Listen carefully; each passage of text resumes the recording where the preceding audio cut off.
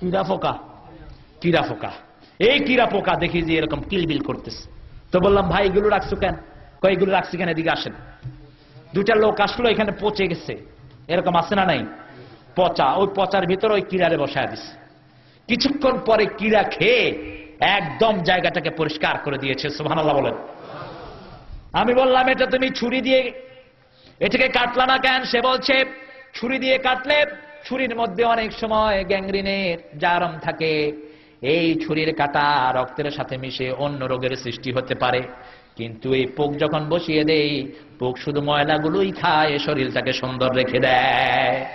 আমার আল্লাহ রাব্বুল আলামিন বলছেন, দুনিয়াতে কিছুই আমি বেহুদা সৃষ্টি করি নাই, সব কিছুর একটা না একটা কারণ আছে না নাই। সেজন্য মুসলমানদেরকে বলছে, ও মুসলমান, তোমরা যদি আমার জিকির করো, এই গবেষণার রেজাল্ট আমি তোমাদেরকে দান করব। আর এই গবেষণা করে তোমরা নাস্তিকতার দিকে যেও না, এই গবেষণা করে তোমরা আমার কাছে বলো, ওমা খালাকতা হাযা বাতিলা সুবহানাকা ফাকিনা আযাবান নার। মহাপবিত্র কে? আরো জোরে বলেন কে? মহাপবিত্র কে? আল্লাহ। সুবহানাল্লাহ বলেন। ওমা খালাকতা হাযা বাতিলা সুবহানাকা, আল্লাহ নিজে বলছেন সুবহানাকা ওয়া কিনা আযাবান নার, আমাদেরকে জাহান্নামের আগুন থেকে মেহেরবানি করে আপনি বাঁচিয়ে দেন। সেজন্য জীবনের সব জায়গাতে প্রশংসা করতে হবে কার? খাওয়ার আগে প্রশংসা কার? খাওয়ার পরে প্রশংসা কার? কবরে ঢুকানোর আগে প্রশংসা কার? মাটি দেওয়ার পরে প্রশংসা কার? আবার এই আলহামদুলিল্লাহর ভিতরে কবরের জবাব আছে না নাই? আছে না নাই? মৃত্যু সবার জন্য আছে না নাই?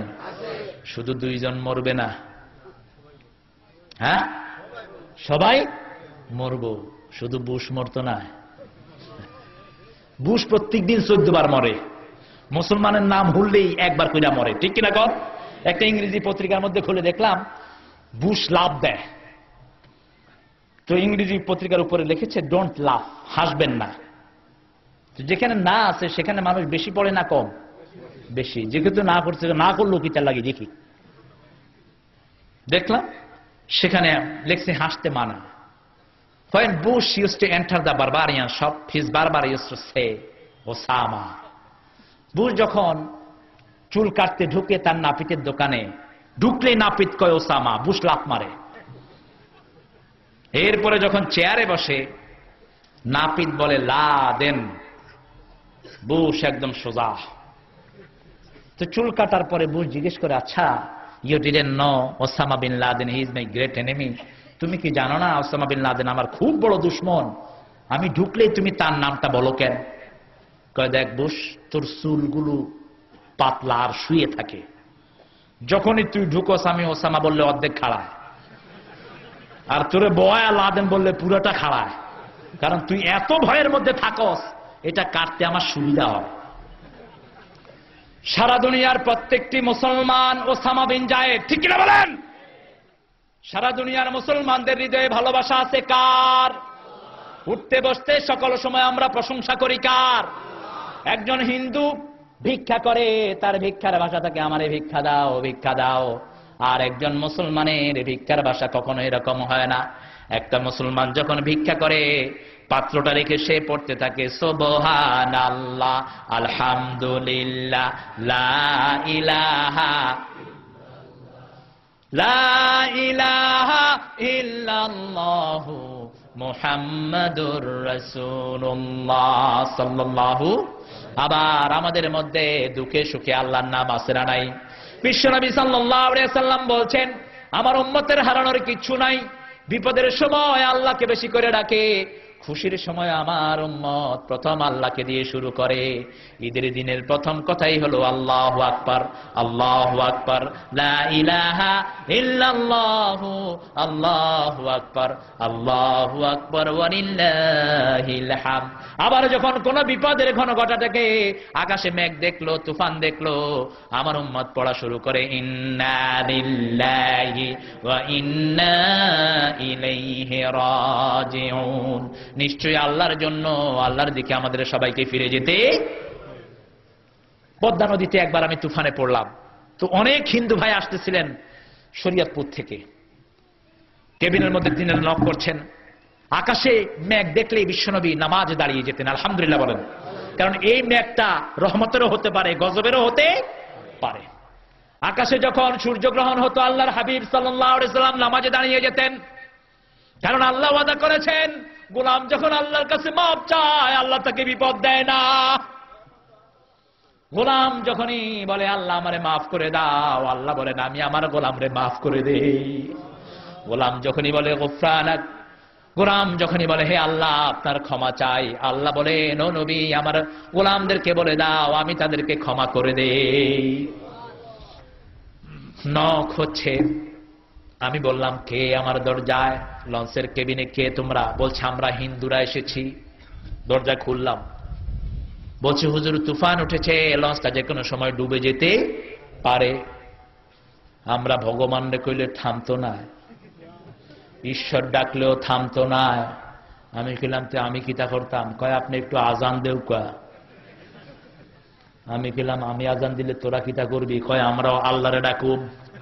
কইলাম তোরা একটু ডাক আমি একটু শুনি। কয় আলা আলা। আল্লাহর নাম কি আলা? পারে না। লা ইলাহা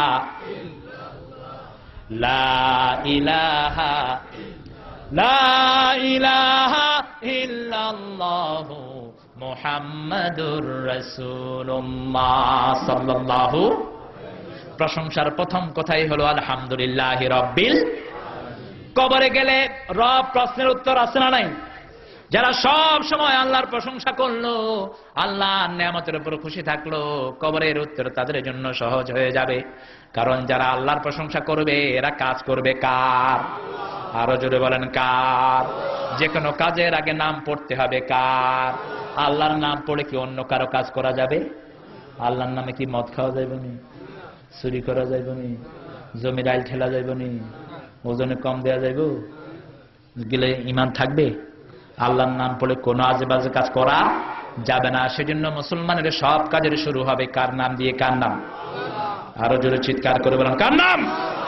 অনেক মুসলমান ছিল এখন বাই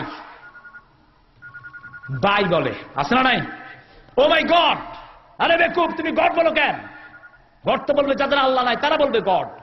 গদের গডেস আছে, ভগবানের ভগবতী আছে, ঈশ্বরের ঈশ্বরী আছে। আমার আল্লাহ বলেছেন আমাকে চিনো নাকি? কুল হুয়াল্লাহু আহাদ পড়েন। কুল হুয়াল্লাহু আহাদ আল্লাহুস সামাদ লাম ইয়ালিদ ওয়া লাম ইউলাদ ওয়া লাম ইয়াকুল লাহু কুফুয়ান আহাদ। আবার কবরে যখন মুমিনদেরকে কবর দেয়া হবে, বিশ্বনবী সাল্লাল্লাহু আলাইহি সাল্লাম বুখারী শরীফের বর্ণনায় বলছেন মুমিনদেরকে যখন কবরে রেখে আসা হবে স্যান্ডেলের আওয়াজ শোনা যাবে। এমন সময় মুনকির নকির এসে উঠিয়ে নিবে। যখন উঠবে, উঠার সাথে সাথে মুমিন বলবে লা ইলাহা ইল্লাল্লাহু মুহাম্মাদুর রাসূলুল্লাহ সাল্লাল্লাহু। কারণ বিশ্বনবী সাল্লাল্লাহু আলাইহি ওয়াসাল্লাম বলেছেন মুমিনের কলিজায় আল্লাহ কালেমাটা লিখে দেন। কে লিখে দেন? এরপরে যখন জিজ্ঞেস করবে ভাইজান আপনি বলেন, ও কবরের বাসিন্দা আপনি বলেন আপনার রব কে ছিল? মার রব্বুক। প্রশ্নটা কবরে আছে না নাই? ফেরেশতারা যখনই জিজ্ঞেস করবে ওই মুমিন বলবে জানো না কাকে কে আমার রব ছিল? আলহামদুলিল্লাহি রাব্বিল আলামিন। এবার জিজ্ঞেস করবে মা দিনুকা, তোমার দল কোনটা ছিল? দল আমাদের বিভিন্নটা আছে না নাই? আরো আসতে হোক, আছে না নাই? কোন দল করলে আল্লাহ খুশি হবেন বলেন? কোন দল? ইসলাম করতে রাজি আছেননি? কে কে রাজি নাই হাত উঠাও। কা